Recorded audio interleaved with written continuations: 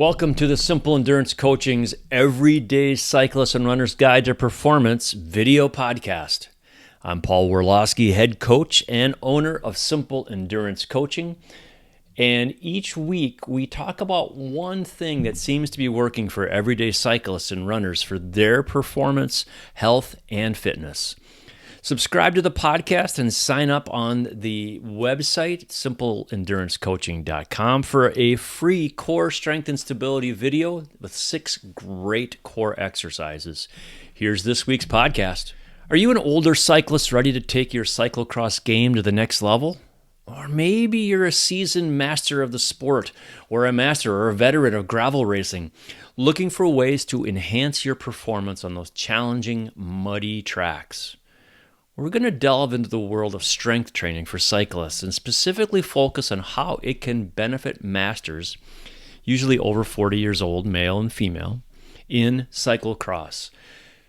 Whether you're aiming to build power, improve endurance, or prevent injuries, incorporating targeted strength exercise into your training routine is key. And at the end, I'll reveal some of the best exercises I can come up with as a personal trainer and as a cycling coach. So, why should all cyclists do strength training? Strength training can play a crucial role in enhancing your cycling abilities. First and foremost, incorporating strength training into your routine helps to build overall muscle strength and power. Strong muscles provide a solid foundation for generating more force with each pedal stroke, allowing you to propel yourself forward faster and with greater efficiency. Additionally, improved muscular strength means you'll be able to maintain a higher level of intensity throughout longer rides or races. But it's not just about raw power. Strength training also helps to prevent injuries by strengthening the supporting structures around your joints. As cyclists, we put our bodies through repetitive motions that can lead to imbalances or weaknesses in certain areas. By targeting those areas through specific exercise, such as squats or lunges for leg stability or rows for upper body strength, we can reduce the risk of overuse injuries. Furthermore, engaging in regular strength training sessions can have a positive effect on your bone density, joint health, factors that become increasingly important as we get older. Plus, feeling stronger gives you an added sense of confidence in tackling both racing and increased training. So why is strength training important for cyclocross specifically? Cross is a demanding sport that requires a unique set of skills and physical attributes. While cardio and endurance and bike handling skills are crucial, strength training is also crucial for cross athletes. One key reason why it's important specifically for cross is the need for power and explosiveness. During a race, we often encounter steep inclines, challenging terrain, and obstacles that require big bursts of power to overcome. By incorporating strength training exercises into your routine, we can develop the explosive strength needed to tackle obstacle courses on cross with confidence. Additionally, cross races are typically shorter in duration compared to road cycling events. This means that every second counts during a race, and having strong muscles can give us an edge when it comes to accelerating out of corners or sprinting towards the finish line. Strength training also plays a role in injury prevention for cyclocross athletes. The repetitive movements involved in cycling can lead to muscle imbalances and overuse injuries. By strengthening the muscles used during cycling during targeted exercises like squats and lunges, riders can reduce their risk of injury on the bike. But what should I eat before and after strength training? That is truly one of the most common questions that I get from my athletes about what they should eat before and after strength training sessions and regular workouts. Fueling your body properly can greatly enhance your performance and recovery. So let's dive into some key tips for optimal pre- and post-workout nutrition. Before hitting the weights, it's important to consume a balanced meal or snack that includes carbs, protein, and healthy fats. Carbs provide the energy for intense workouts, while protein helps repair and build muscle tissue. Some great options include oatmeal with berries and a scoop of Greek yogurt or a banana with almond butter. After your strength training session, replenishing your body is crucial for proper recovery. Aim to consume a combination of carbs and proteins within 30 minutes to an hour post-workout. Consume a protein shake with some added fruits or veggies, grilled chicken with quinoa salad, or even chocolate milk. In other words, treat your strength training workouts just like your cycling workouts. In addition to macronutrients, don't forget about hydration. Drink plenty of water before, during, and after your workout to stay properly hydrated. By focusing on nourishing foods before and after strength training sessions specifically tailored to meet your individual needs as a cyclist over 50 years old and someone participating in cyclocross races, you'll give yourself the best chance at maximizing performance gains while minimizing muscle soreness and fatigue. So what does the research say about strength training for cycling? Research on strength training has shown numerous benefits for cyclists of all levels. One study conducted by researchers at the University of Colorado found that incorporating strength training into a cyclist routine can improve power output and overall performance on the bike. Another research study published in the Journal of Strength and Conditioning Research discovered that cyclists who included strength training exercises in their training regimen experienced increased muscle endurance, reduced fatigue, improved sprinting ability. That sounds good. Furthermore, a meta-analysis published in Sports Medicine reviewed several studies on strength training for cyclists and concluded that it can enhance cycling economy, which refers to how efficiently an individual uses oxygen while riding. This means that through regular strength training, cyclists can potentially ride faster, longer with less effort. Additionally, research suggests that including specific resistance exercises like squats, lunges, deadlifts, and core strengthening exercises can help improve stability and prevent injuries commonly associated with cycling. So research consistently supports the inclusion of strength training in a cyclist routine as it offers a huge range of benefits, such as increased power output, improved endurance, sprinting ability, and injury prevention. What's really important, and I'm probably burying the lead, is that women can benefit more from strength training than men. In fact, many studies have found that women can benefit even more from incorporating strength training into their cycling routine because strength training for women cyclists helps develop those physiological differences between men and women. Women generally have less muscle mass and lower bone density than men, which puts them at a higher risk of injury.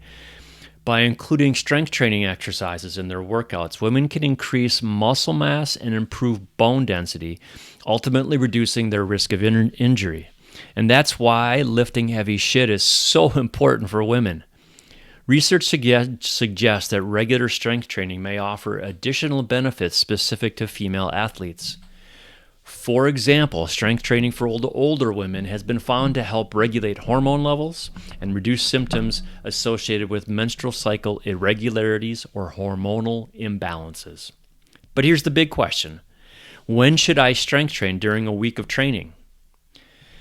There are a lot of options, but when it comes to strength training for cyclists over 50, timing is key. Incorporating strength training into your weekly training schedule can greatly enhance your performance and help prevent injuries. But when should you fit it into your already packed week of cycling? One option is to dedicate specific days solely to strength training. This allows you to focus on building muscle and improving overall strength without the fatigue from cycling interfering with your workouts. Aim for 2 to 3 dedicated strength training sessions per week, with at least one day of rest in between. Or you can strength train the same day as your ride. You can integrate shorter strength training into your cycling days. For example, before or after a ride, you can incorporate exercises that target different muscle groups used in cyclocross, such as planks and side planks. This way, you're still getting the benefit of both forms of exercise without sacrificing recovery time. Here's how I schedule strength workouts with my athletes. Typically in the winter, I tell my athletes to lift before endurance rides. But in the race season, I tell them to lift after interval sessions to make one hard day. But it's important to listen to your body and adjust as needed. If you find that too much volume is hindering your recovery or affecting the quality of your rides, consider reducing the frequency or intensity of your strength sessions. Remember that consistency is key in any training program.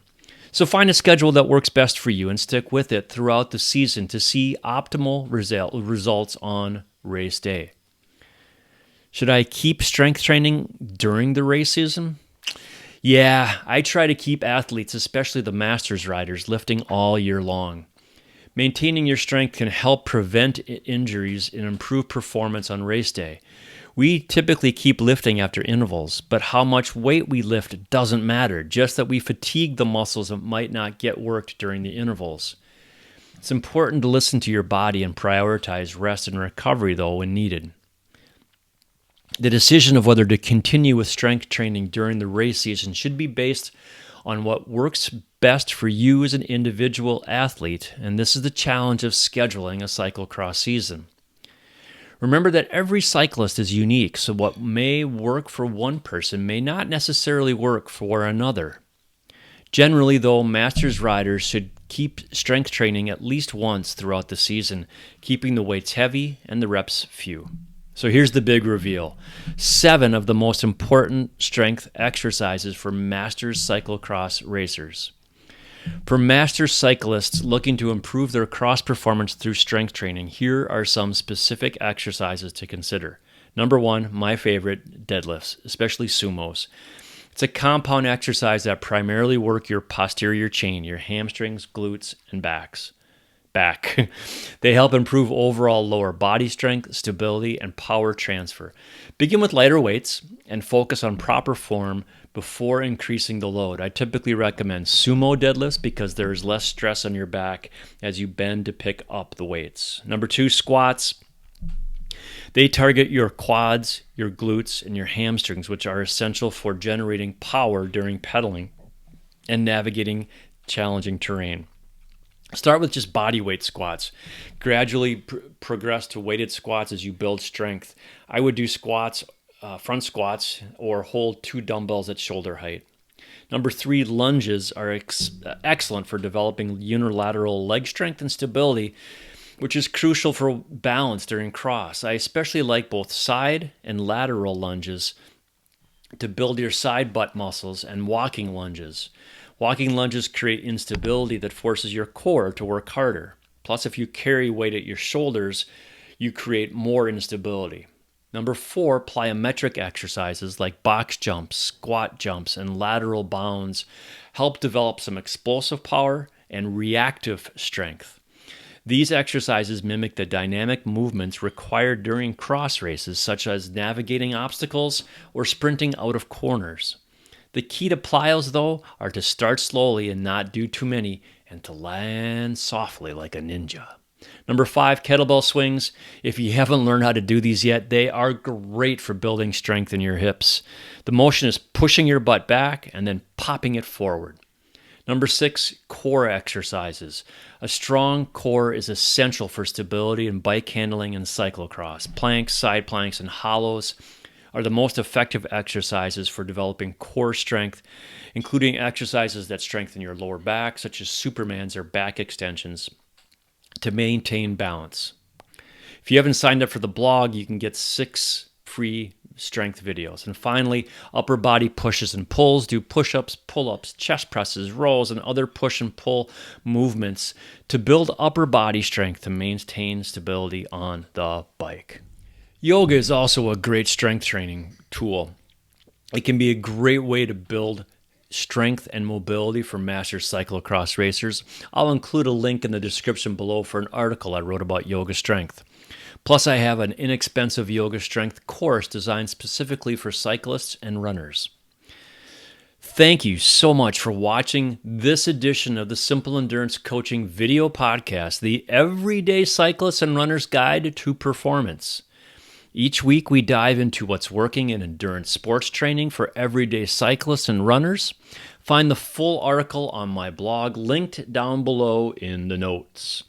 And get a free core strength and stability training video when you opt in to receive my weekly blog posts about what works in endurance sports.